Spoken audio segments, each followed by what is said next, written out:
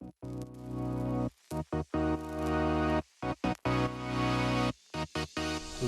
and welcome back to OBR SAS, the channel where I talk about playing with bones.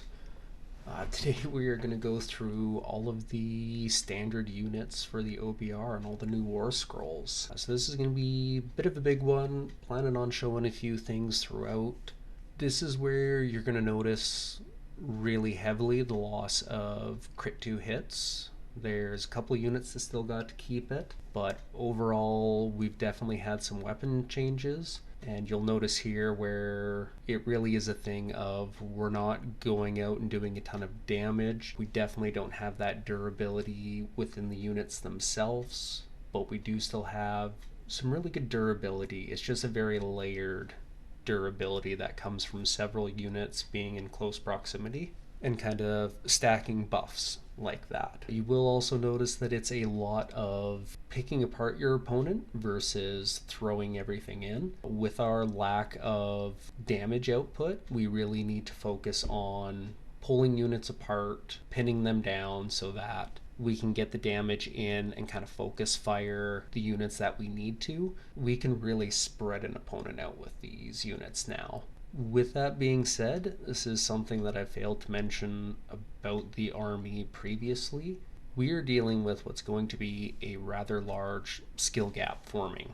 This is an army that good players are going to be able to take really good advantage of these rules, and newer players are going to struggle a little bit more to get the wins. I don't think it'll take too long to develop those skills. It's not incredibly difficult. There's also lots of really good resources throughout to help improve your play. Bunch of OBR focused discords. There's channels within the major discords that focus on the army. It's very learnable what we have. It's just going to take a little time to learn. It is a bit unfortunate that for brand new players, it's going to be a lot more difficult.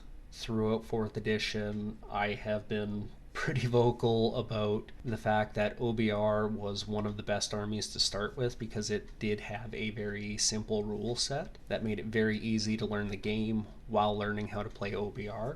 I do like that we're not as simple, but I just hope that if you are a newer player, you're just starting out with the army, you're not going to get discouraged by potentially getting your butt kicked a lot trying to figure out these rules and the combinations of how they work, because it can be tough at the start when you're trying to learn the game, and an army that has a lot of tech pieces that have to be activated in very particular ways to get the most use out of them. But let's start talking about these units. So first one we're going to hit is the Kavalos War Chariot. It's coming in at 170 points. It can be taken in regiments led by everybody with the exception of our non-unique infantry wizards. So Bone Shaper, Soul Reaper, Ossifector, Soul Mason, they're not allowed to take them.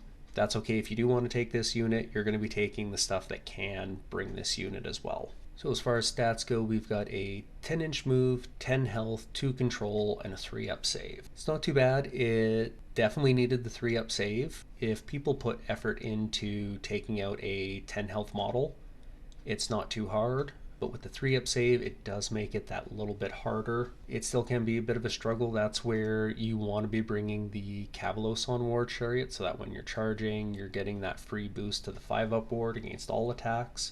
That's kind of where I struggle. It feels like these can be lost relatively easy depending on the army you're going into. So we're going to jump down to keywords quickly. It is a war machine.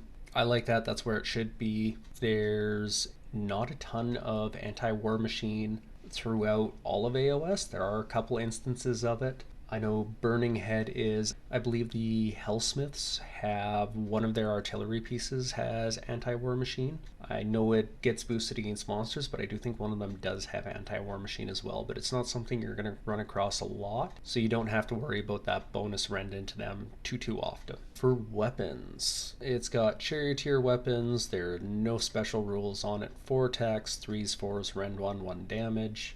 And then it's got its companion weapons, 6 attacks, 5s, 3s, no rend, 1 damage. You are not going to be pushing through a lot of damage with this. It's very much a thing of you are using the ability. So let's just jump right into the ability. So it's Scything Assault, any combat phase. This does replace your fight ability. but that is quite okay in my book. What this does, player, if this unit charged this turn, pick an enemy unit in combat with it to be the target, inflict D3 mortal damage on the target, then you can remove this unit from the battlefield and set it up again within 1 inch of this target. So that is really great when you are on the charge, being able to flip over to the other side. You can tag one of their shooting units with this, or when you combo it with retreat and charge in your next turn, you can flip across, then on your turn do the retreat, charge into those units that they don't want to get tied up. So it does have a lot of versatility. It is only on the charge, but when you charge, because we don't have the charge +1 damage or any other bonuses, you're going to do this every time,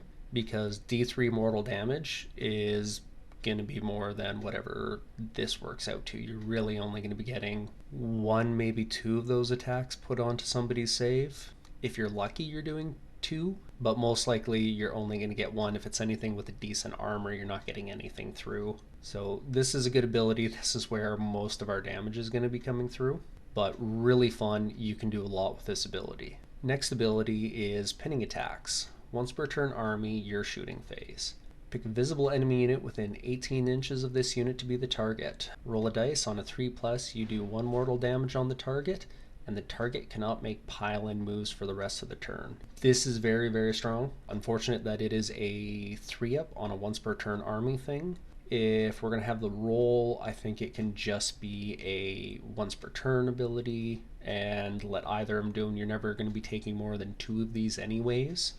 Maybe even just make this a 2-up. This is one that would really suck to fail because it is so strong with that 18-inch range. The original thought process I had with it was you use that on an enemy unit to do the kick flip to make sure these guys aren't taking any damage. But another great purpose for it is if you are within range of something that your hammer is going into. If you're getting into a hammer on hammer combat and your hammer can go in and just tag the very side of it, if you have this ability put onto that enemy hammer unit, you can stop them from getting as many attacks into yours, so you can really mess with the combat activations. You don't have to go with your hammer first. You can go with kind of your secondary hammer going into another target, or if they did a really good counter charge somewhere else, you just are not forced into that very obvious, I'm going to go here and then go there. You can let them take a little bit of damage first on that other side, do some damage elsewhere, or use this ability to flip this guy into an advantageous position, something like that. There's a lot of options that you get with this ability. The only problem I have with this unit is it is a bit expensive at 170. I would like to see it closer to 150. It just makes the whole package cheaper because the package really is Liege Cavalos and 2 of these guys. And that's just so that you're maxing out the Liege Cavalos on War Chariot. You need to max out what his abilities can do, and his abilities are all about bringing 2 of these. I have been tempted to just throw a single one of these into my army. I think just bringing one of these as a little side piece, have your Liege Cavalos bring it in or something like that, just to use it as this kind of pinning unit. He's not going to be near as durable. He's not going to do as much damage because he won't have that movement phase ability that the Liege Cavalos gives out, but it still could do some work as a solo unit in an army. Okay, so let's talk a little bit about what these chariots can do. Quick note, the mod I'm using doesn't have the chariots on yet, so I'm using Catacross as my Liege Cavalos on War Chariot, and Arcan are playing in as just the regular War Chariots. They're all the same base size, so the important stuff's kind of covered already. So, in this situation, the city's player went first. They went and grabbed a tune with their 2 units of Longbeards because they're incredibly durable units that can really just sit in the middle of the board and take a hit. We've come in as the OBR player, we've charged it in. We weren't able to fit it all in so that it's all onto 1 unit, and that's how it's going to be quite a bit. So we get into the combat phase with this, and all we're going to do is our first activation, plop him over to there. You're going to do the D3 mortal wounds onto him.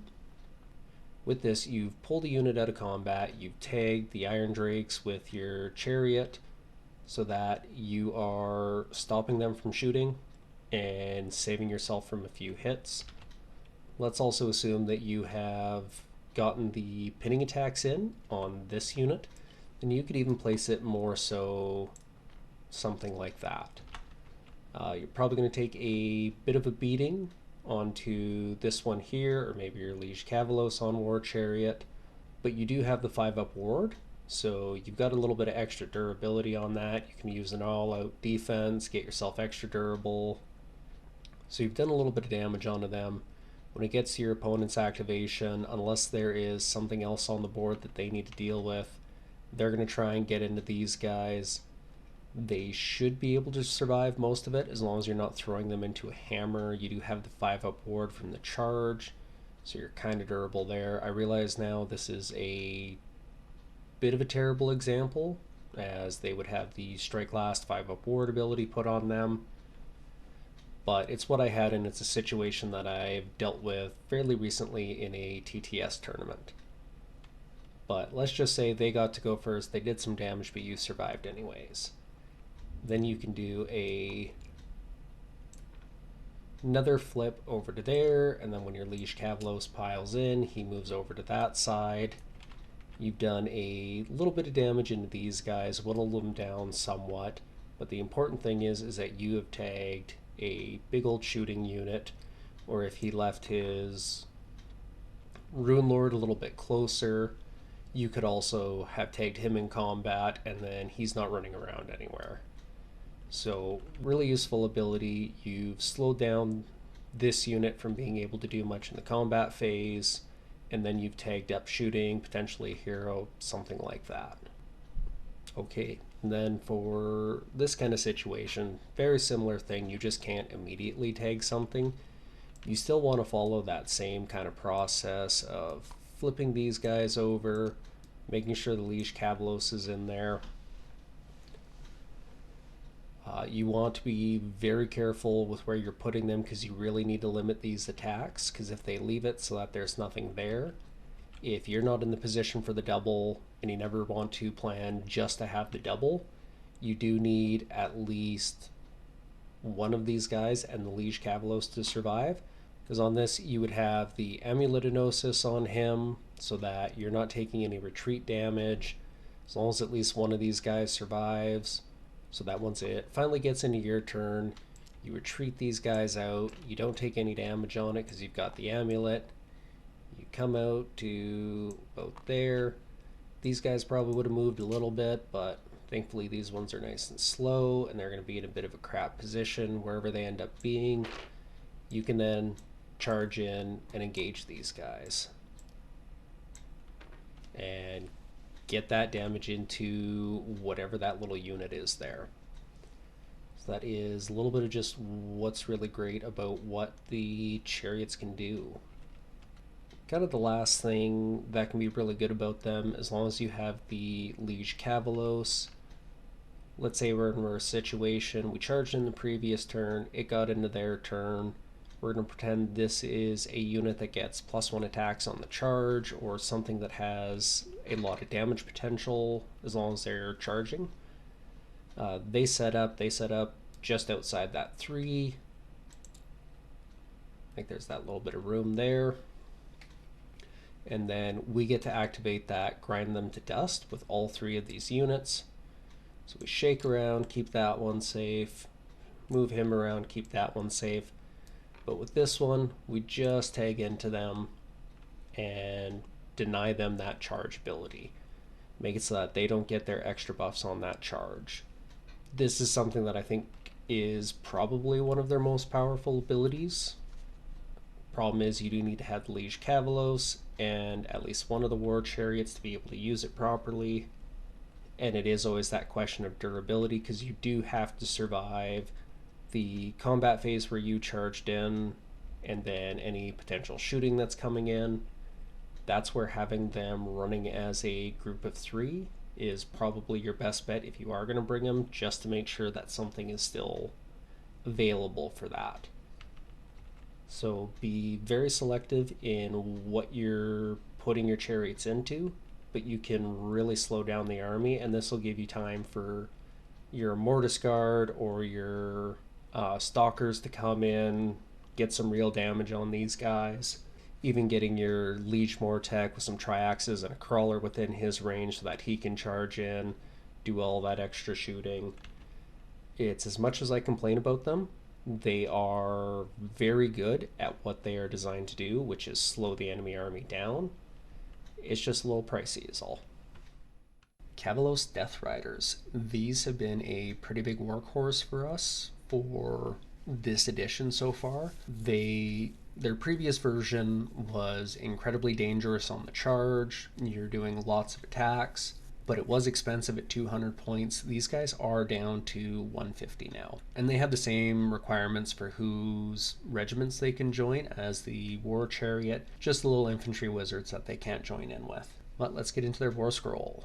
They've got a 10-inch move, 3 health, 4 up save, 1 control. These guys do come in 5 blocks, so it's 15 wounds for the whole unit. Down to keyword section, they are Cav. They do have a champion, so they're getting that 1 bonus attack. They'll be up to 16 attacks on a 5 block. They do have the standard bearer. It's the 1 and 5, so 10 block you'll have 2 for the redundancy. You only get to use it the once though, but it is nice to have. So a 5 block on its own gets up to 6 control at full health. Not too bad. You can steal some objectives with this guy pretty easily. As long as they just have a little hero in the area, you can steal it, or even those 5 control heroes. If you can get all your dudes in, keep them all alive, you could steal it with that standard bearer. So for their weapons, Cavalos Blades. We do lose the crit 2 hits and the charge +1 damage on this, so this is a very basic profile for them now. So they're 3 attacks each. You've got 3s, 4s, rend 1, 1 damage. Not a bad little attack profile.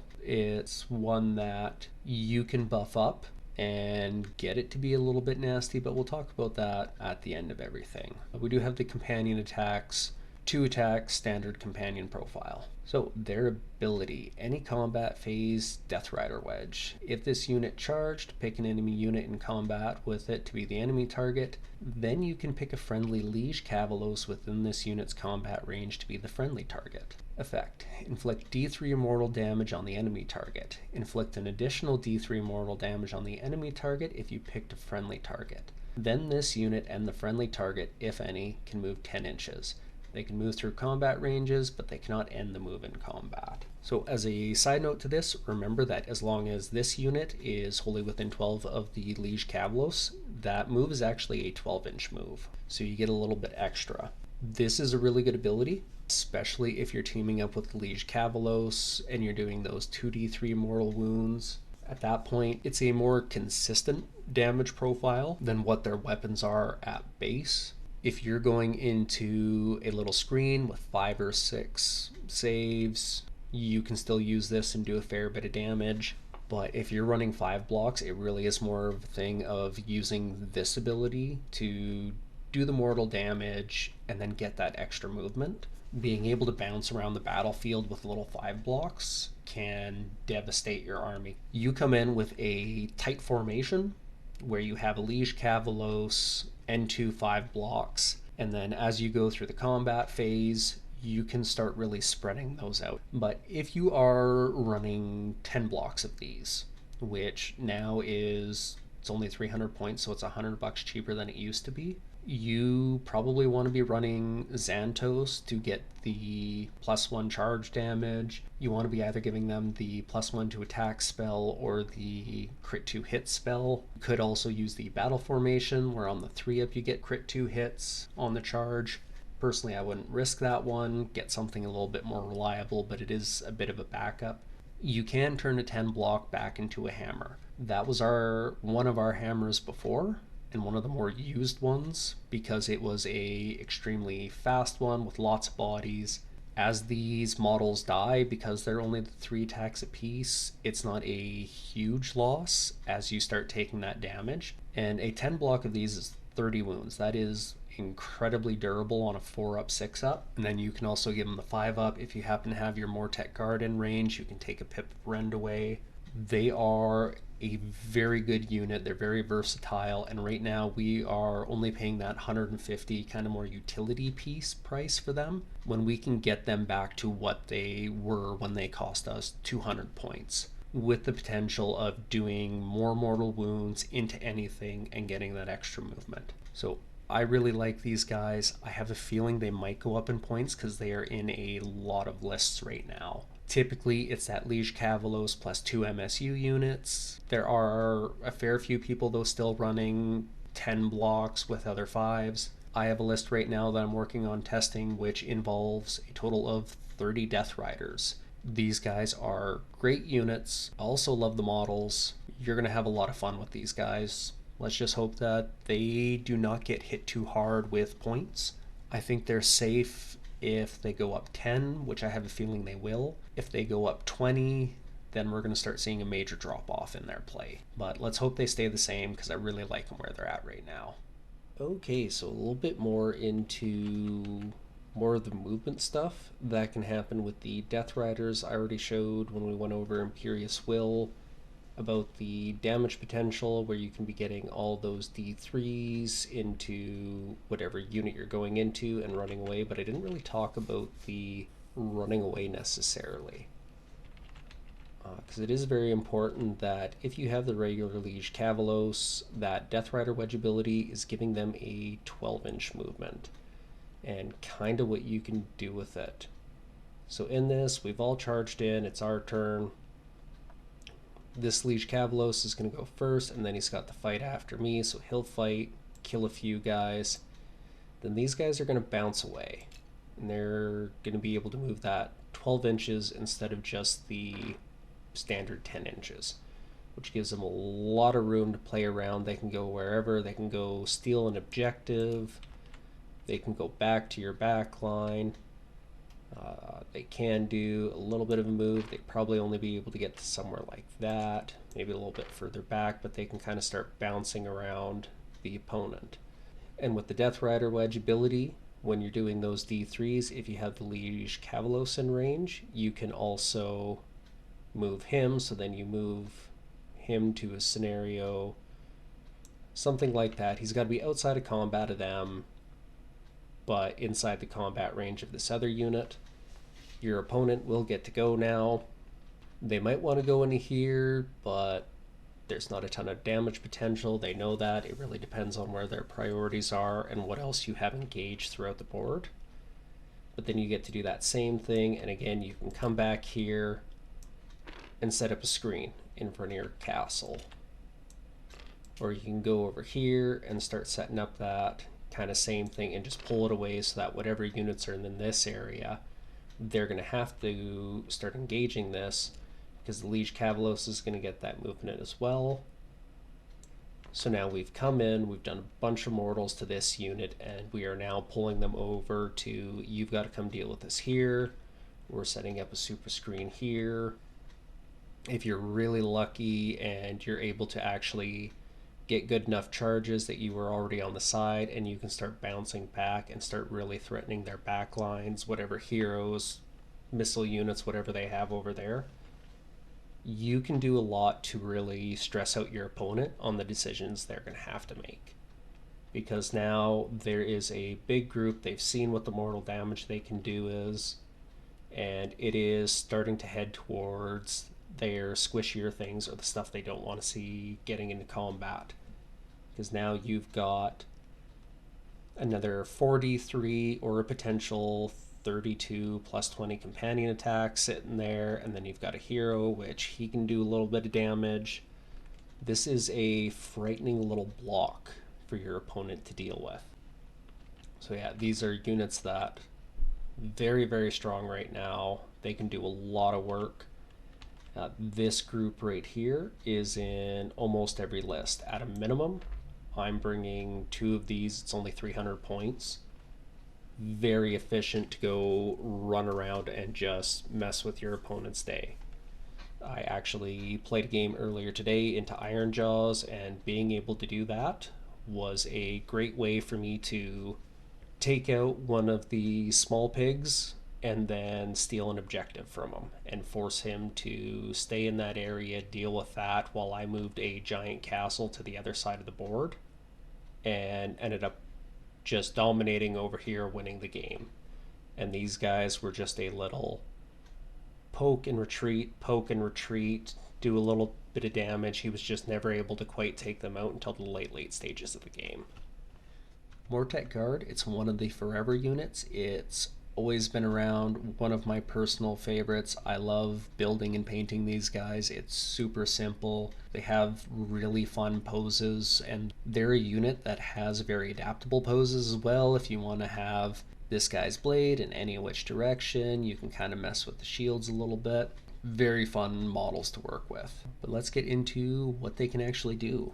So they've got the 4-inch move, 1 health, 4 up save, 1 control each. Keywords, they're infantry. They've got the champ for the +1 attack. They do have the standard bearer, and it's the 1 in 10. So they've got the same thing as the Death Riders, where they can get some redundancy on their banners. And weapons.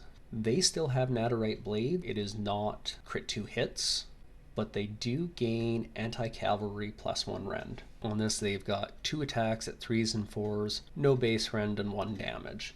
So it's not too bad. You're getting 21 attacks out of a block of 10. I don't mind that. You can spike and get a decent little bit of damage through. It's really nice having the anti-cavalry. That's not something that's super big in the game. It is becoming more and more units are starting to get it, though. I think they kind of realized that they cooked a little too hard with the charge +1 damage on every cavalry to start, and they needed to start getting some more anti-cav to really discourage that. As for the ability, we have a once per phase army reaction. Opponent declared an attack ability that targeted a visible OBR unit within this unit's combat range. That's really nice. You're getting that against shooting, you're getting it against combat. If there's any form of out of phase combat that an opponent can do, we can also get that as long as we don't go past that once per phase. Shields of the Legion. Effect, subtract 1 from the rend characteristics of weapon used for attacks made as part of that attack ability that target that friendly unit. That's great to have. Getting rid of that rend for units nearby. Very helpful to have. Once per phase, you got to make sure you're using it right, but it will help save you if you have it guarding the right unit. Your harvesters, Catacross, your Morghast if they're in the area, your heroes. Very strong ability. Opponents are going to try and target these guys just to get rid of that extra durability. As far as running these 10s or 20s, it's really dealer's choice. They're only 110 points right now, so they are fairly cheap. I definitely wouldn't mind if they were 10 points cheaper, but that's a little bit more OCD. I like dealing with round numbers. Definitely don't want to see them go up. I don't think we're at risk of that. I think they're going to stay pretty steady at 110. Their use right now looks pretty average. Lots of people are just tossing them in so that they can get that ability, making sure they at least have a 10 block to sit on an objective and protect somebody. Overall, good unit. It is essentially the Soggy Warscroll, just that this ability got much better. Because I think the Soggy version, it was only certain units could benefit from this. It was Mortisans, Harvester, Crawler, I think Morghast could as well. But right now, this just being able to affect anybody is really solid. They're great to have in, but they're definitely not a necessity either. I like making sure I have at least 110 block running around. Okay, on to our next unit, the Tyrannic Cohort. So these are one, I haven't actually played with them a lot. I despise the look of these models. I did buy a unit of them so that I can guarantee that I can play the Spearhead with them, and also they're just a very good unit right now. They've got a lot of fun uses for them, and movement shenanigans. I absolutely love movement shenanigans. Quick note, we'll hit the keywords first. They are a beast now, so they're maxing out at that 1 control score. They still have a champion, so they are getting that +1 attack. Not too much craziness in there. The beast part kind of hurts a little bit, but fair enough. I think it was something they needed to do with the abilities they gave it. These guys are only 90 points right now. Incredibly efficient. You've got 8 models. Yeah, they're only 1 health each, but also they share the same restrictions as the War Chariot and the Death Riders, that they cannot be taken by the little foot wizards. I think I forgot that in the Mortek Guard, but everybody can take Mortek Guard. So let's actually dig into their War Scroll though here. So they've got a 7-inch move, which is decently fast. I like the speed on that. 1 health each, so it's only an 8 health unit, which is not a ton, and they are on the 5-up save. That's kind of a what the heck is a 5-up save? I'm not used to that with OBR. That's been a weird thing of having to remember that a few times. As far as weapon goes, it's a little bit comical. They have a better profile than the Mortek Guard. So they've got 2 attacks, 3s and 4s, rend 1, 1 damage. It's not much better, but they have an innate rend against anything, which is nice. But they do max out at 17 attacks. They're not really here to do damage anyways, and anytime they get in combat, they're probably going to die pretty quick with that combo and only 8 health on the whole unit. But let's get into their abilities. So they have a deployment phase ability, Hunter's Unleashed. Gives them a normal move ability as if it was your move phase. End of deployment, you get to pop those guys up a little bit more. Really nice for just getting ahead, getting out there a little bit. And it works really well with their next ability, which is a once per turn army, any hero phase, Bone Deep Savagery. Effect, this unit can move 3 inches. If it can move into combat, it must. If it was in combat at the start of the move, it must end that move in combat. That's a lot of fun. That is a ton of fun for what you can do. And for a 90-point throwaway unit, you're going to really enjoy this. It's one of those ones where you can throw in 1 in every army. You usually end up in a point situation where it's like, I've got 100 points left. I'll just throw in a cohort and do some stupid stuff with that. Okay, so just a very quick little demonstration of just how fast these guys are and what they can really do to pin something down. So in this, we're going to claim we were made to go first, or we chose to go first, whatever have you. We get to the end of the deployment phase, and these guys are going to get a 7-inch move. Boom, they're up to there. Then we get into our actual turn. Hero phase, they're going to move 3. So 1, if we have a central objective, or if we had placed them over here, we've already captured an objective and we're not even into the movement phase yet. But if we want to do a little extra and we're really wanting to use them as screens and disruptors, we can then move them another 7 inches. So now we are all the way up here. We're only about that 4 or 5 inches away. If we really wanted to, we could have also spent a point, or we could have ran them just to get in here and really get in their face. That way your opponent, if they really want to, they can spend this 2 CP, do a counter charge, or they're just going to sit there and wait. Let's say they don't waste the CP on it, they don't want to bother with it. They should, but they decided not to. We get into their hero phases. They're going into the bottom. End of the hero phase, unless they're able to teleport these guys away, they move 3 inches, and they must move that in combat. Now you've just pinned down one of their faster units. So that's the kind of strength that it can be. And even if you just get up to the point where you're still just outside of combat range, your opponent is going to have to either move around them or go through these guys first. They are an excellent unit for disrupting your opponent's plan, working as a screen. In that early stages, they could steal an objective for you, but they can really just mess with people with that. Every hero phase, they get that 3-inch move, and they have to get into combat with it. So they can take a lot of stuff that your opponent just does not want tagged up. Great little unit, just ugly as sin. I'm sorry, but I despise these models so much. But I'm going to play them because right now they are very useful units to have. And at 90 points, why not? I'm usually sitting there at that 100 points-ish left over. Toss them in, get a lot of utility out of them. All right, on to our first brand new regular unit that's coming out, the Mortek Triaxes. We finally have archers. It has been the entire time that I've been playing, so day 1 of 3rd edition, there has always been the cry for Mortek archers. I had honestly given up. I did not think they were going to do it. I'm really happy that they did. This is an incredibly fun unit. There's a lot of shenanigans you can do with them. Their abilities are incredibly strong. They are fun.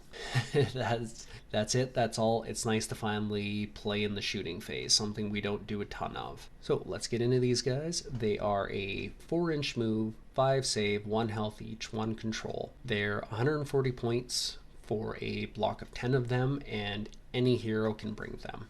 As far as keywords, they're infantry, of course. They do have the champ for the +1 attack. So let's talk about their attacks though.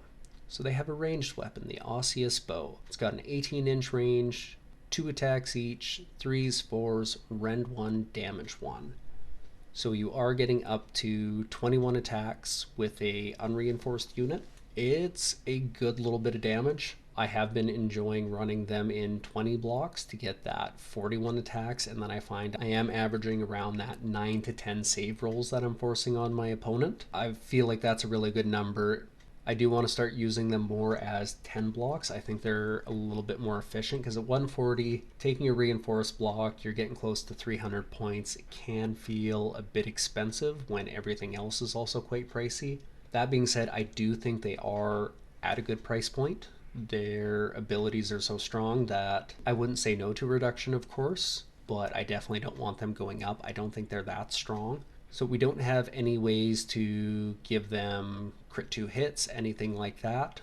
But for the next couple of months, we do have Hekatos Drill Masters, which we'll see what happens after the battle scroll hits. As it is right now, the +1 to wound from Hekatos Drill Masters is allowed to affect ranged weapons. So you can get these guys onto 3s and 3s. And then if you're doing the Liege Mortec in the combat phase, and you have it on this unit, you could actually get these guys to 2s and 3s, rend 1/1 damage, which is a bit of an insane amount of damage rolls that you're going to be getting through. These guys can do a lot of work in the damage department. For their actually melee weapons, of course it's bad. It's 1 attack, 3s, 4s, no rend, 1 damage. They're little daggers. They're not going to do much. That's where you need that Liege Mortec so that you can always use this shooting profile in the combat phase.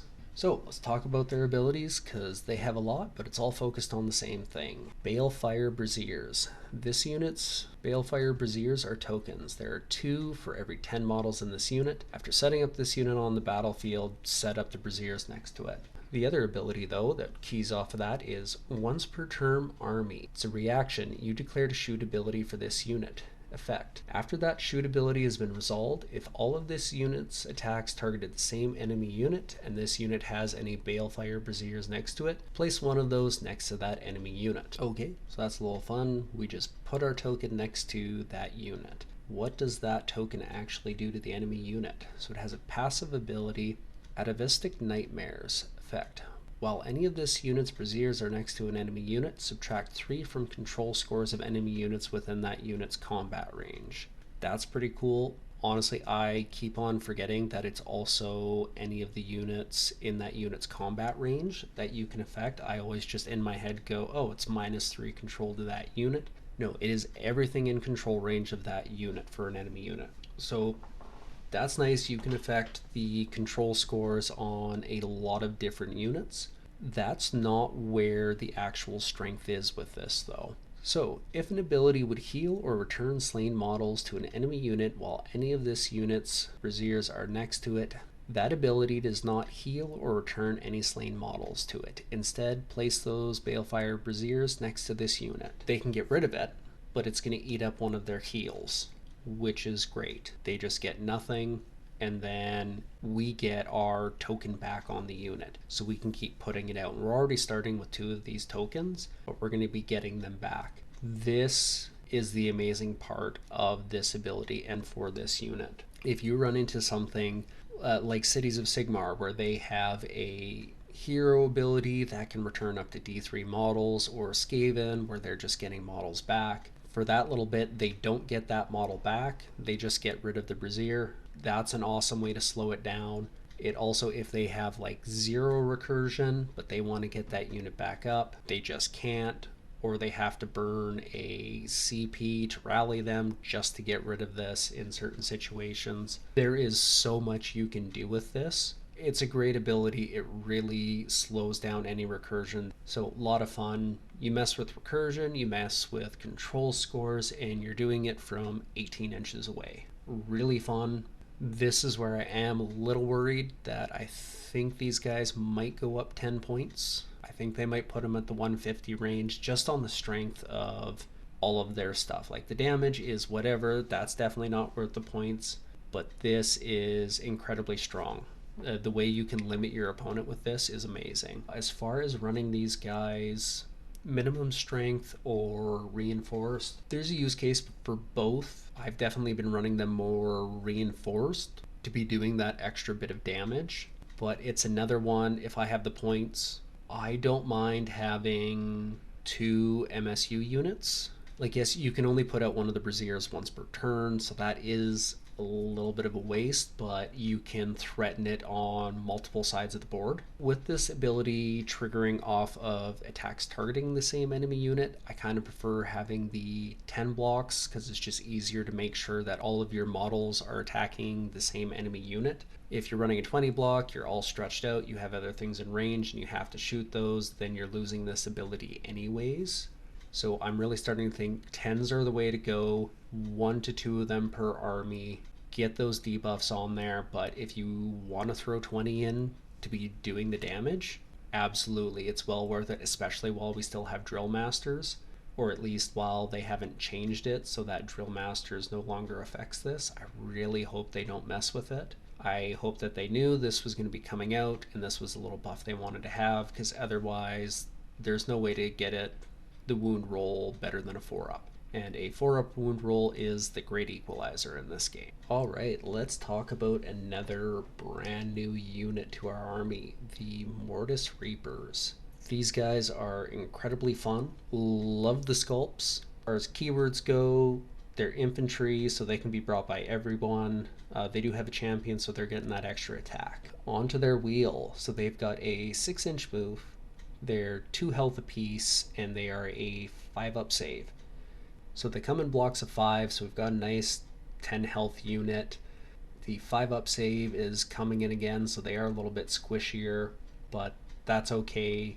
It's very selective combat with these guys. You do want them to go pop into some combats, but you do want to be careful with which combats they are going into.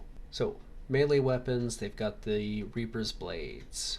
These ones have anti-hero +1 rend.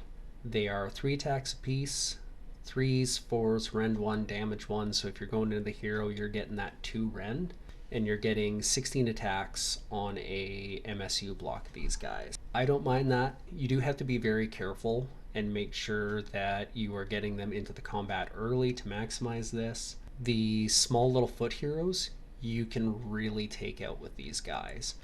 And even when you're getting into some of the bigger heroes, like your... I might not put Rodigus in this, but I'm going to use him because he's the first one that came to my head. You can do a fair bit of damage onto stuff like that, especially if you team this up with... because a lot of the bigger heroes have wards. You team this up with the Bone-Tie Shrieker. If you can get Drain Vitality off so that you're going to bump yourself up when you're going against those big heroes to essentially a 3-rend weapon. These guys can do some damage. Very good at bumping around, getting into the back lines, and assassinating. Do also have a couple of abilities with these guys, and both of these are quite good. So the first one is Necrocaches. It's a once per turn army ability, happens at the end of any turn. So pick each enemy unit in combat with this unit to be the target. Effect, roll a d3 for each target. On a 2-up, inflict an amount of mortal damage on the target equal to the roll. Then this unit can move 6 inches. It can move through combat, but it cannot end that move in combat. So it's kind of a mini version of a strike and fade, where they get to run away. I really like this. You get to do that potential extra little damage and then run away, and it teams up incredibly well with their next ability, No Escaping the Tithe. Once per turn army, any movement phase. Declare, if there are no enemy units within 6 inches of this unit, pick a terrain feature within 3 inches of this unit to be the target. Remove this unit from the battlefield and set it up again wholly within 3 inches of the target and more than 9 inches from all enemy units. So we're just going to talk about their use as a objective screen and how you can really take advantage of their movement mechanics with the redeploy and teleports. So in this situation, you've got a unit of Dawn Riders, they're coming in, they want to charge in and then pile in or charge all the way around. What we can do in this situation is we can do a redeploy. Now this is where the battle formation where we get the automatic redeploy rolls of a 4 is incredibly useful, because right now they're at their closest, they're just outside of 3. If we have that automatic redeploy right now, we are going to move back that full 4, and this is going to make it so that they are now available to use their teleport. We can take good advantage of this now because their units are outside of that 6 inches that we need to be able to use this ability. We're very clearly inside the 3 inches of this terrain piece. And then, so we've used the redeploy, and now we can use the any movement phase teleport. And we just pop them back here, wholly inside of 3 of this terrain piece. Then these guys are just kind of left out in the wind. It's important that you don't have anything else sitting on this objective they can charge. They might still be able to charge, but it's going to be something off of that objective they really need to steal. It's a good way to bait them into thinking they can get an easy Restless Energy first level, something like that. And then you've taken out an objective grabber, maybe a small kind of hammer unit like this, where you can then come in with whatever you want and take this unit out. Or at the very least, on your turn, when it gets back around to you, you can teleport these guys over to here, get them really far out of the way, or you can just run them over, set them up in that exact same position again, or very close to it, so that you can pull that same shenanigans out. For them to be able to deny something like this, they have to have a unit here, even a unit here might not work yet. What they have to do is they have to shut down your teleports around this, so they would need another unit sitting in here so that you can't stay wholly outside of 9. At a minimum, still use that redeploy on them, make that charge a little bit harder. So that is a very good use for them, and that is on top of their ability to go and potentially steal some objectives on some maps, or just work their way over to the back line and then do an assassination attempt. That's where they kind of combo well with the chariots that I showed earlier, where you can use the chariots to pin one of their heroes back here, and then you kind of boop them across the board, get them over there, then they can charge and take out that hero, where the chariots are really going to struggle to finish off that hero.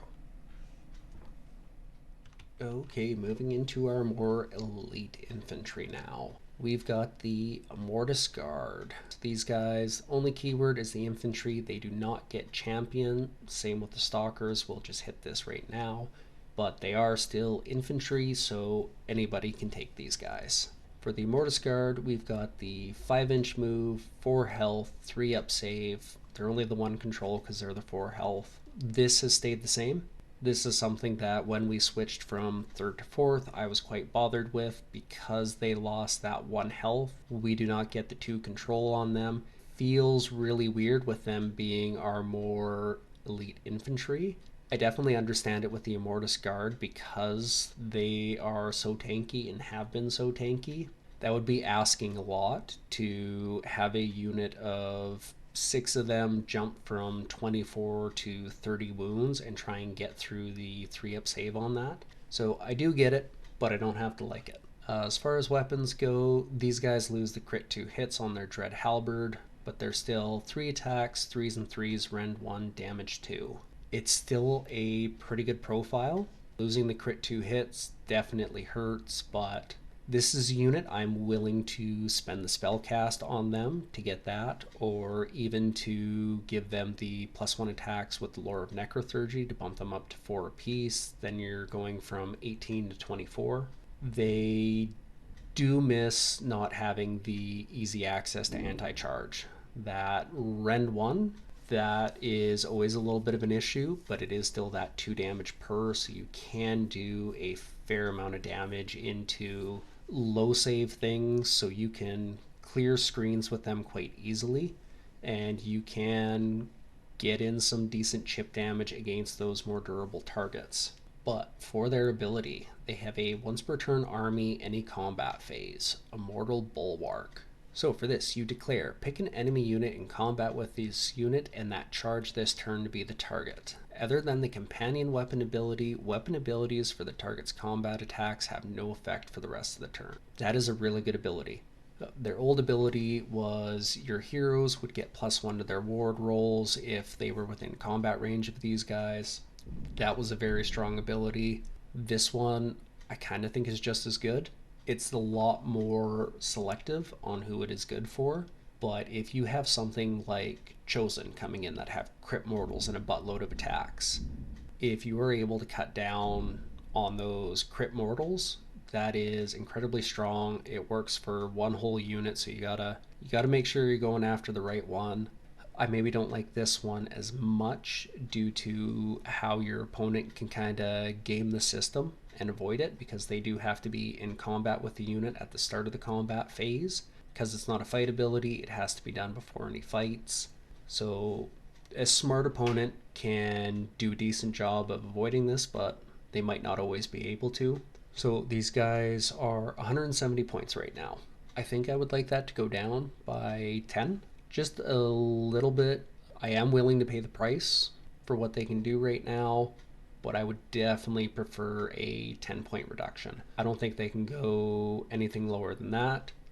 If they go higher, it's a definite not. That's just getting way too expensive. That for me is just with losing the crit 2 hits, their damage potential is down, and with the fact that this can be gamed by a smart opponent.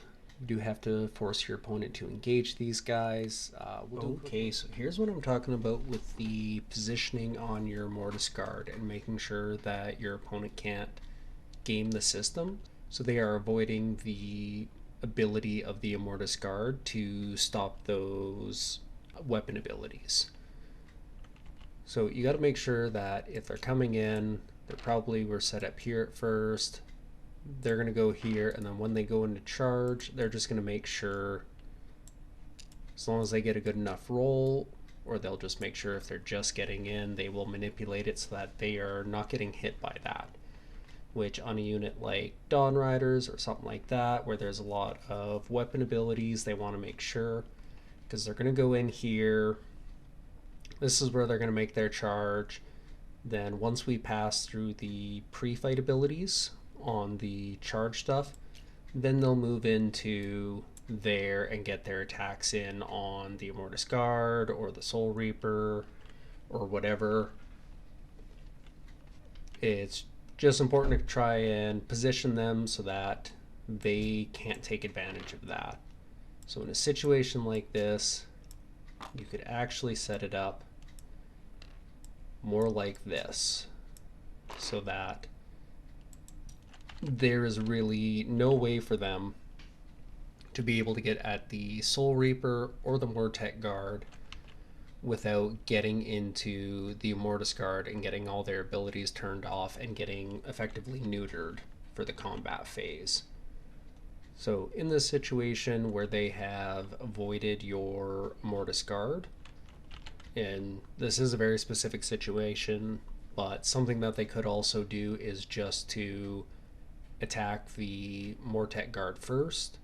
If it's something that's maybe not quite as dangerous, or they don't feel they're going to be able to push enough into your Immortus Guard, they could set up in a situation like this, just take out the Mortec Guard, because they have all their abilities, they probably do, and then they'll just kind of leave you out in the wind, so that when you get to your turn and you're starting to go in and you need to take care of this unit, if you want to go in with these guys, their ability is useless. You have to have something else come in. Puts you in a real bad spot if you misposition your Immortus Guard with whatever they're protecting. But in the situation where the charge has just been made, they're just getting in, If you are kind of forced into a situation where you are giving them that opening to avoid the Immortus Guard and it's something that's super dangerous on the charge, try and save a couple points for the counter charge. In this specific situation, it would be about like a 4 to get over there, go 1.5 over, 3 over, so it might be up to a 5, but it is something that you really want to use because the only condition on that ability is that the enemy unit must have charged. So if you're getting into them with a counter charge, you're still able to turn off their abilities. As kind of backwards narratively as that is, that's how it works. That's your little workaround about it. These guys are great on the counter charge into anything that has a bunch of weapon abilities, and especially weapon abilities off of the charge.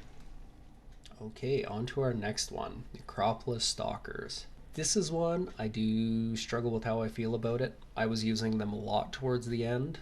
I really enjoyed their old ability. They were extremely adaptable. They had the 4 heads. They could twist their head to give -1 to hit, give themselves anti-hero, take away opponent control score, or make it so that ward rolls cannot be made for their attacks. So they used to be a very, very versatile. They definitely aren't as much now, but I do really enjoy their ability. I'll talk about shortly. So as far as keywords, they're just infantry. Everyone can take these guys. And right now they're still sitting at the 140 points. I think that's okay. It's we'll talk about that more at the end. Okay, so as far as their wheel goes, so they are a 7-inch move, 4 health, 4 up save, 1 control. Same complaints with the switch from 3rd to 4th. They were also used to be the 5 health. I would have preferred it if these guys kept it, because with the 4 up save, they can start to whittle down pretty fast, but their whole thing is doing the damage first. So let's talk about their damage. They have the Stalker Blades. Again, no crit 2 hits, not too surprised at that anymore. So they are 4 attacks each, 3s and 3s, 2 rend, 1 damage. This I really like. It's a buttload of attacks. A reinforced unit is doing 24. I also really like giving them the +1 attacks, or they're another good target for Empower Nadirite weapons just to try and get those extra attacks through. They are a lot of fun to just blend things. With the 2 rend, they are chipping through quite a bit. If you have border guards, you can get them the anti-charge. They're another one that really enjoyed having easy access to anti-charge. So that kind of hurts that you can't bump it up to 3 rend and really piss off your opponents, but it is kind of fair, I suppose. 1 damage, at least it's very consistent with the 2 rend. But they do have a brand new ability. They have lost their adaptability. They are a Horde Buster now. So it's a once per turn army, like pretty much everything. Any combat phase, 4-fold Slayers, declare, pick an enemy unit in combat with this unit to be the target. Effect, roll a number of dice equal to the number of models in the target unit. For each 6, inflict 1 mortal damage on the target. If this unit has 3 or more models, inflict 1 mortal damage on the target for each 5 up instead. So this is kind of a modified Shardstorm, which used to be our old Horde Buster spell, which personally I never really cast very often. It had its uses every now and then, but I really like this as a unit's ability, especially with them because they are just big old blenders. They look like it and they still can do the damage like it. Obviously, this is something you really want to run them reinforced, as much as there is a penalty on reinforced units. They're still cheap enough that it's not too bad to do it, but being able to any combat phase before combat's even started, just whirl the blender and do a little bit of damage to start and just weaken those opponents. It is a little bit of a thing that makes you slightly more durable. It doesn't obviously work great against more elite units, something of kind of similar size and build. You're not going to be able to, but if they send those horde units against you, you can really reduce the amount of attacks coming into these guys, and then you can finish them off with the Stalker Blades. So it's fun. It's not as fun as our previous ability, but I will say is a slight plus. It's also not as bookkeepy, remembering what ability we put on them. Like I roll around with a lot of tokens. It's a few less tokens I have to carry around now and make sure that I'm putting out at the right time. So I do like this. It's a great little ability to keep them alive. Offense is defense for these guys. So on to our Morgas. We're gonna kind of hit both of them at the same time because it's just their abilities that are different and a little bit of difference on the wheels for them. They both have infantry, they both have fly, so no obscuring, and you cannot use the soggy battle formations on them. So no drill masters, no tithe guards getting them heals. But we have other ways to heal them. We'll be onto that pretty soon. So as far as the wheels go, they both have a 10-inch move and 6 health with 2 control. The Archai are a little bit more durable with the 3-up save. Harbingers are the 4-up save. Onto the weapons. They both have the spirit weapons. They do keep their anti-monster +1 rend and the crit 2 hits. It's nice to see that somebody got crit 2 hits and got to keep it. With my comments in the last video about switching stuff to crit mortals, that would have felt way too strong if they had crit mortals. I like them with crit 2 hit. But it does make them a really good target for Empower Nadirite weapons because we can get them critting on 5s. But with these guys, I do also kind of prefer just giving them the +1 attack. The 3 attacks, 3s, 2s, 2 rend, 3 damage for both of them. It's an easy enough profile that just bumping them up to 4 attacks, so they, on a reinforced block, they go from 12 attacks to 16. I like that a little bit more than giving them bonus crit 2 hits on 5s. They have it base, they're already getting those little bit of extra. Just make more attacks coming through. Really scare your opponent with that than the potential spike that you can get. So for abilities, we'll start with the Archai. They have the passive of even wrought armor. This one is the same as it has been throughout 4th. Unit has a ward of 3-up against damage points inflicted by spell abilities, prayer abilities, and abilities used by manifestation. That's the same, solid, just to get that extra ward against certain things. It's something that your opponent is going to do their best not to target them with any of those abilities. So it's a nice little bonus, not a massive thing. On to their next ability though is once per turn army, any hero phase, discharge armor. Pick a visible friendly OBR wizard wholly within 12 inches of this unit to be the target. Roll a dice on a 3-up, add 1 to casting rolls for the target for the rest of the turn. So this is different than what it used to be. It used to be if you made a successful ward roll for these guys, then you could discharge armor. There was no roll involved in it. I do kind of prefer this more because it's any hero phase, so it's very easy on any of your heroes to get rid of that -1 to cast when you're doing a magical intervention. The 3-up kind of sucks because I just don't like 3-ups. I roll 1s and 2s like the best of them. Still a very good ability. I really do like it. I like keeping a block of them close by just to try and get that boost onto them, and they're so durable they can really survive quite a bit. Onto the ability for the Harbingers. Add 1 to the number of dice rolled when making charge rolls to a max of 3. So they get a innate 3d6 charge, which is an awesome thing to have. It makes them a really good Alpha Strike unit. They're still just good to have around no matter what, being able to get those more consistent charges off. Now, as far as points go, the Archai are sitting on 260 and the Harbingers are sitting on 250 for 2 models. This is one where my dream is both of these guys will actually go down a little bit. I don't see it happening anytime soon. They're being used a lot as hammers because they're a very easy hammer that you don't really have to buff up to get them to do a lot of damage. Their base profile does more than enough damage, and especially with the Harbingers with 3d6 and the 3-up save on the Archai, you can really get a lot of use of these guys even at that points value. The problem I have is more so with the Harbingers. Like the Archai, I would like them to go down to 10 points because of, 1, the round numbers, it's easier to deal with, and the 3-up on an ability, while being wholly within 12, I would like to see them down that 10 points just for my OCD more than anything. These guys though, I could live with my OCD being affected just because they lost one of their abilities. Their previous ability was a once per turn army thing where they could be affected by a relentless discipline even if they were outside of the hero bubble. That was a massive thing that they had that was very unique for them. So you could throw them anywhere on the board. And now everybody has access to that ability.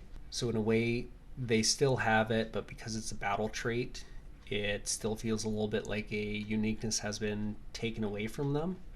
So I would like to see them drop. Even if it's just another 10 points, you can fit a little bit more. I definitely don't think that's actually going to happen, though. They are hammers, they're getting used a lot. GW is going to see that and be a lot more likely to increase their points versus decrease their points, which is a bit of a shame. But I really hope they don't penalize them when we don't have much else for hammer units that are really effective. Like, we do have the option of getting the Death Riders into a proper hammer unit, but it requires a few steps. These guys are just plain Jane hammers. You throw them on the board. They are good enough at base value to be an effective hammer unit. So we'll see what happens. So onto the Harvester, our bit of recursion that we do have in this army. We're going to hit the keywords first. This is a big one. I really enjoy it. It is a war machine now. It is not a monster. That is really going to help the survivability of this unit. Onto the wheel, we have a 6-inch move, 10 health, 4 up save, 5 control. This hasn't changed at all. It's still decent. I would kind of love if this was a 3 up save. The models have a ton of armor on them. If 4 up save feels a little bit off, it definitely hurts their durability. And this is something that if a player has never seen a Harvester or doesn't know what they do, they ignore it and you go to town on them. But right now, people are going to know what these abilities are, what they can do. They are going to be targets.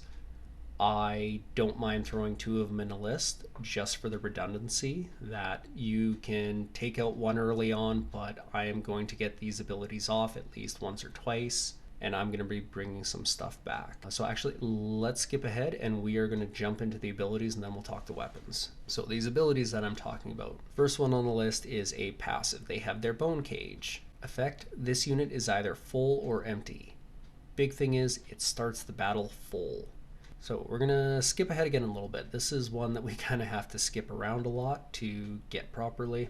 So what you're going to be doing with a full Bone Cage here, it's a once per turn army, your hero phase. So if you're bringing the multiples, it is just a redundancy thing. You don't get to do it multiple times. You repair construct. If this unit is full, pick a visible friendly OBR unit wholly within 12 of this unit to be the target. Effect, return 1 slain model to the target unit. If the target has a health characteristic of 1, return 3 slain models to it instead. Then the unit is empty. So this is obviously very powerful, especially when you team it up with the Morghast, which is part of why there won't be any good for us points changes on the Morghasts, because there are no real health restrictions. The kind of health play is just if it is a characteristic of 1, you get to bring back multiple models. But with this, you can bring back any model. So you can bring back a full Morghast, you can bring back an Immortus Guard, a Stalker. You could also do a Death Rider if that's a situation you find yourself in. This is incredibly strong. Being able to bring back just a solo Morghast when the unit has taken some damage. So the last ability that they have is a once per turn army again, end of any turn, Bone Harvest. Effect, roll a dice for each enemy unit that has been destroyed this battle. Add 1 to each roll if this unit used the fight ability this turn. If any of the rolls are 4+, this unit is full. That is something where you really need to try and keep these guys alive, because then end of any turn, as the battle goes on, you're pretty much guaranteeing yourself. You have to really whiff your roll. And if you're getting him into a little bit of combat, you're kind of guaranteeing that you are going to get those rolls on the 3-ups. It's late game. If he is alive, you're pretty much always full as soon as you need to be. With the repair constructs being your hero phase and this being an end of any turn, it's just they really want to make sure that you are getting this unit full. If at that point, I kind of don't know why you don't just say it's always full and this is a built-in ability. I guess it's a little bit too strong, but it's kind of in a weird spot where it's a thing of you have to, at a minimum, be keeping up with the damage on your opponent, or winning the battle, to be keeping it full. If you're losing the battle and you're kind of on the back foot and you're not killing a lot of stuff, then you're just not getting this ability to go off. So it is a bit of a thing of, if things are going bad, this unit is not helping you to recover all that much. It's going to get that one use. If things are going good, they are going very, very good. Okay, so some of the importance of keeping your harvester in the proper ranges. So with this, the big thing is you want to make sure that you're always ending the turn inside that 12-inch bubble, so that your harvesters are always coming back if they take damage. Let's say in this situation, they make their move, they make their charge, they go in, they get a bunch of damage, or they whiff a little bit, and one of these guys ends up getting popped. Want to make sure you're using that power through, getting them back in either just inside or as far back as you can and close to them, so that even if you do have the situation where they come in with whatever units they have and they take out another one of your Morghasts, that you can still bring one back and then just keep bringing them back. It's really important. It's going to save you a lot.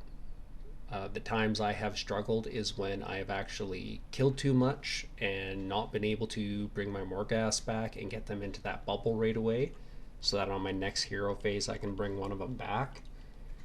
It actually saved me in a game earlier today against Ironjaws. I was playing, doing really good. He was able to bring in like half of his army into my Morghasts, but two of them survived. Then I was able to bring back a third, was able to do a bunch of damage, take out his Kragnos, and then on my next hero phase after that, I would have been able to bring back yet another one, and I would have had my Morghast unit back up to full strength. We didn't actually end up playing the whole thing through because at that point I had already won the game.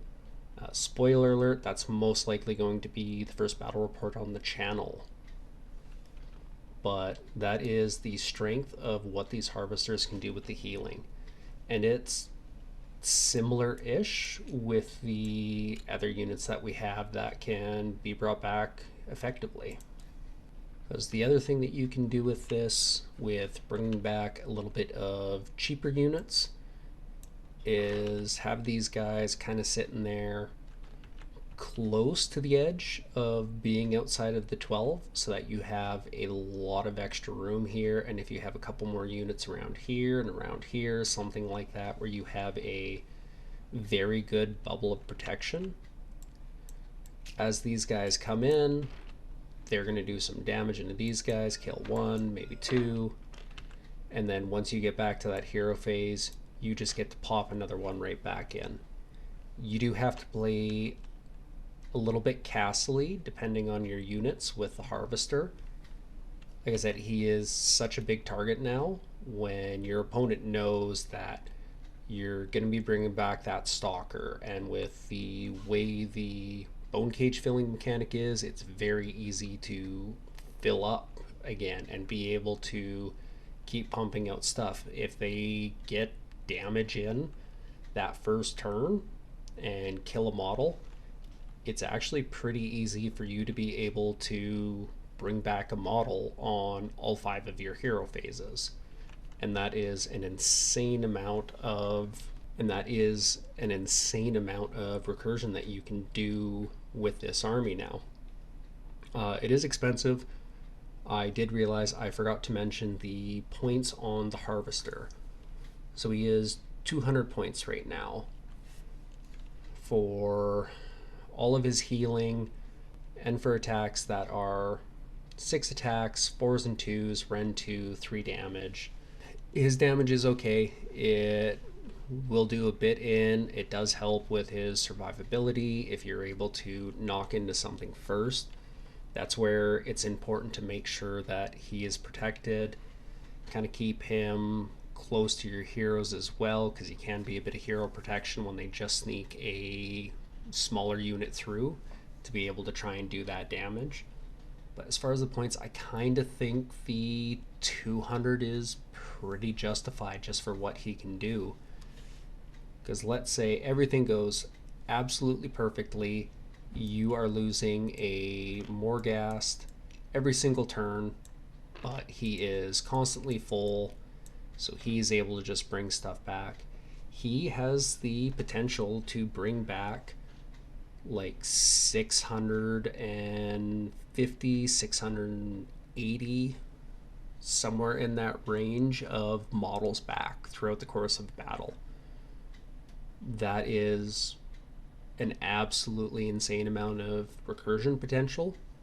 Like if you're doing it with stalkers and you just replace 5 stalkers over the battle or 5 or more discard, obviously the points value is quite different on that, but it is a massive game changer.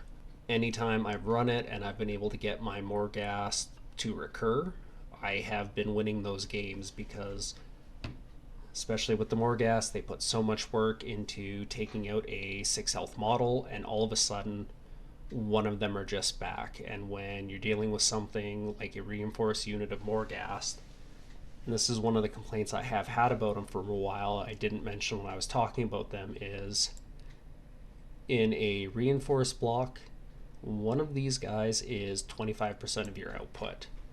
I typically don't like having that high of a percent on a single model. It just feels a little bit off to have that much reliance on it, kind of so little of one model.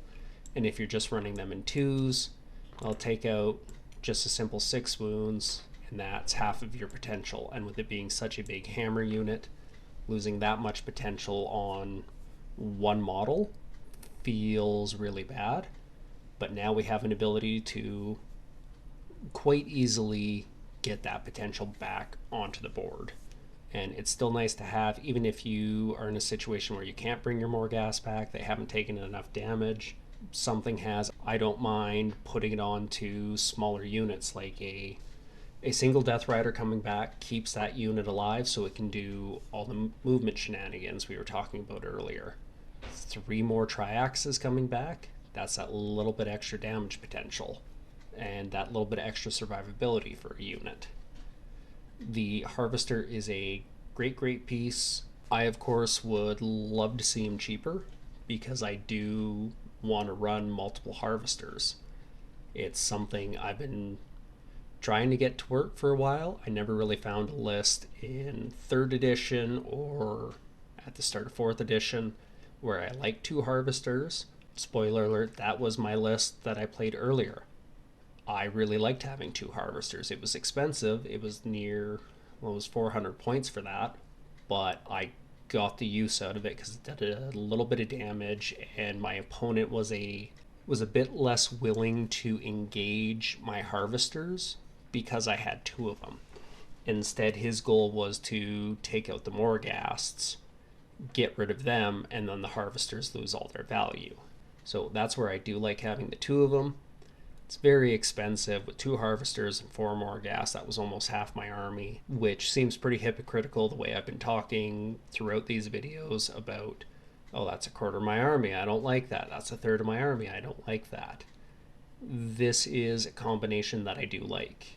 It was shockingly good. I really enjoyed it. Harvesters are worth a spend, but I do hope they go down a few.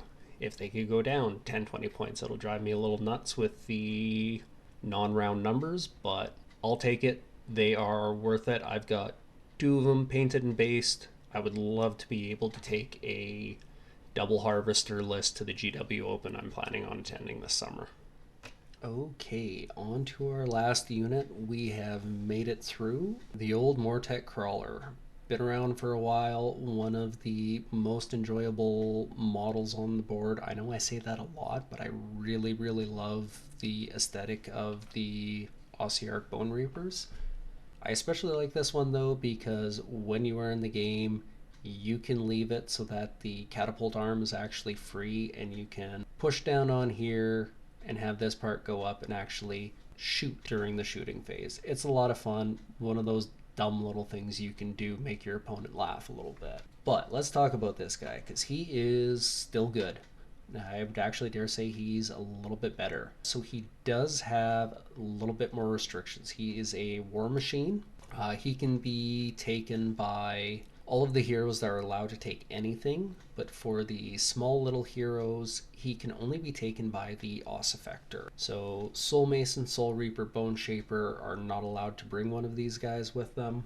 That's okay, because if you're bringing one of these, it's either an extra piece and you're running all the other stuff that can bring him. For like the stuff that can bring anything, you just tuck him into one of those regiments, or you're bringing the Ossifector anyways to get the buffs on. So for the wheel, he's got a 5-inch move, 12 health, 4 up save, 5 control. That hasn't changed at all. That one's just fine. I like it with the 12 health. He's decently durable. You're keeping him in the back lines. He's going to be staying pretty safe with that. Keep him safe, play smart with him, you'll be okay. Alright, so for the profiles, he does have melee weapons, 6 attacks, 4s, no rend, 1 damage. These guys aren't built for fighting. Look at them. But it's his ranged weapon. Again, one of the things that got to keep crit 2 hits on the Dread Catapult. So it's got a range of 24, 4 attacks, 4s and 2s, rend 1, d3 plus 2 damage. So it can be a little bit spiky, but if you have the Ossifector on a 3-up, you can get this to rend 2. I really like using the Ossifector with this guy to get that rend 2 and just really make sure that if anything does get through, you're doing that damage. Because nothing hurts more than when your opponent makes the saves on the crawler and you have that huge damage potential. It's not a lot of attacks, but it's very easy to spike and end up throwing these 4 attacks and end up with 5 to 6 that you're putting through to wound roll. Also with the Liege Mortec, if he's able to give that fight after me +1 attack, you can get this to 3s and 2s. This is something that I regularly will use my all-out attack in the shooting phase for, just to make sure I'm getting through as much as possible. Even though the damage doesn't affect the abilities, it's still a big thing of that damage spike is really strong. You really want it. So let's get into the actual abilities themselves. Once per turn army reaction, you declare to shoot ability for this unit, Deathly Barrage. After the shoot ability has been resolved, if all of the unit's attacks target the same enemy unit, roll a dice, add 1 to the roll if this unit is wholly within 12 of a friendly Ossifector, add 1 to the roll if any other friendly Mortec crawlers pick that same enemy unit to be the target of their shooting attacks. On a 4-up, the target has strike last for the rest of the turn. Great little ability. I think it is exactly the same as it was before. The only thing I can't remember is if that bit about friendly Mortec crawlers was in there as well. But really strong, being able to dish out strike last. Because it's 1 per turn army and a reaction to you declaring a shoot ability, it does also work on a covering fire. This is one of my main covering fire targets. If I'm going to use that ability, I like to go with this guy because they have the range so they can reach out pretty far if there's nothing else close by to it. I mean, it does suck that you're going to be hitting on 5s, but with the crit 2 hits, that does mean of whatever hits you do get through, those successful hits have a 50-50 chance of exploding into extra hits. That's weird guy math that I use to justify this to myself, but it's still very good. If you got the +1 to rend on your turn with the Ossifector, you're still going to have it because that ability is till the start of your next turn. So great mechanism for covering fire because you can do a little bit of damage and you can hopefully get it onto their hammer so that when they come in, they're coming in and striking last. So last ability, once per turn army, your shooting phase, Curse Daily. Effect, for the rest of the turn, this unit's ranged weapons have anti-faction terrain +1 rend. Add 1 to the damage characteristic of this unit's ranged weapons for attacks that target faction terrain features. So this is a big old FU to, well, actually a fair few armies. Sylvaneth is the first one that pops into mind. Skaven definitely won't like this. Your Nighthaunt, Soulblight, Gravelords, Stormcast, like those are the main ones that pop into my mind because it teams up so well with the Bone Tithe Nexus being able to stop setups within ranges. So it is a really good ability. It is a bit situational of when there is a terrain feature in range and using it. This is one, if I'm going up against Stormcast, I'm making sure that I'm getting this in range of the portal potty. It's not the greatest thing. It does mean that you are dedicating resources towards taking out faction terrain, but in the right circumstances, it is the right choice. You're when you need it, it's great to have. And then otherwise, it's still just a very solid unit for putting out that strike last and the damage potential on it. But this thing is 250 points, which is where I was very surprised to see the part about multiple Mortek crawlers making the roll easier. I'm sure it could work in the list. I don't think I would ever do it in a list because this is a once per turn army ability as well. It feels like a few too many eggs in one basket. But with the Liege Mortek being able to get that extra shooting in the combat phase, you can game it a little bit. Multiple crawlers could have a play. It has insane damage potential. I don't think I would ever run multiples myself. I think I would always keep it to one. I might do it as a little playtest for a couple games just to see, but 2 of these equals a quarter your army. That feels like a lot, but at the same time, plop them on objectives and just fling some skulls across the table and see what happens. So it could work. I'll do up a list and try it out a little bit. But that brings us to the official end. We have gone through all of the Warscrolls now. Hit everyone, talked about them, did little demos. So we're getting through this big initial rush. Next thing I'm planning on doing is I do want to do a quick little video that just hits the 2 armies of renown and then the regiments of renown. I'm unsure if I'm going to talk about the spearheads at all. I'm kind of tempted. I do dabble a little bit in spearhead, but leave a comment if that's something you would actually like to see, is a little bit more talk about spearheads. I'd have to practice up a little bit. It has been a while. But I am tempted because we do have 3 spearheads now. There's a lot of armies still running around with only a single one. We've got a ton of options for spearheads. I think at a minimum, I am going to talk about the collectability of those spearheads. They are great starting points for building an army right now with all the combinations. So at the very least, I'll do a quick little video on that, especially now that we've hit all the units and you can kind of make decisions based on that of which ones you'd like to buy to bump up which units. Hopefully that'll come out soon. Thanks for sticking around. Like, comment, subscribe, all that good stuff. The channel's already having a little bit of growth. I really appreciate anybody who's spending the time to listen to me talk to myself for an hour or two. With that, keep collecting the bone tithe. I'll see you in the next one. Thanks for sticking around this late. If you decide to listen up for a little bit more, I've got a couple of events in the Edmonton area to talk about. It's a couple of tournaments that the team I'm part of is running. We have the Corn Showers Bring Skull Flowers RTT, April 26th in the south side of Edmonton, and then we do have the Big Thaw, May 30th and 31st. It is a full GT. And if you are planning on coming to the Edmonton Warhammer Open in June, this is a great chance to get one more GT under your belt and get that list finalized. I will throw the BCP links into the description below. Hopefully get to see you there. Thanks again.